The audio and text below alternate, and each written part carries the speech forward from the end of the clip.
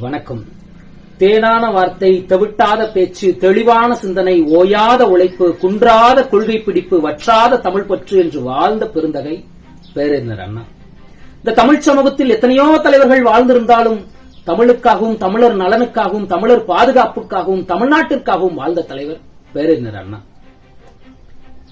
தன்னுடைய வாழ்க்கையின் குறிக்கோளாக மக்கள் நல்வாழ்வு வாழ வேண்டும் என்பதை குறிப்பிட்டிருக்கிறார் பேரறிஞர் அண்ணா. தமிழன் யாரையும் தாழ்த்தாமல், எவருக்கும் தாழாமல், எவராலும் சுரண்டப்படாமல், யாரையும் சுரண்டாமல், எவருக்கும் எஜமானாக இல்லாமல், யாருக்கும் அடிமையாகவும் இல்லாமல் உயர்ந்த வாழ்வை தமிழன் வாழ வேண்டும், இதுதான் என்னுடைய குறிக்கோள் என்று புத்தகத்தில் பதிவு செய்திருக்கிறார் பேரறிஞர் அண்ணா. அப்படிப்பட்ட தலைவர் பேரறிஞர் அண்ணா. தமிழ், தமிழர், தமிழ்நாடு என்று வாழ்ந்த பேரறிஞர் அண்ணா தன்னுடைய ஆட்சி காலத்தில் நானே இல்லை என்றாலும் இருமொழி சட்டமே இயங்கும் என்று இருமொழி கொள்கையை தமிழ்நாடு முழுக்க செயல்படுத்தினார் பேரறிஞர் அண்ணா.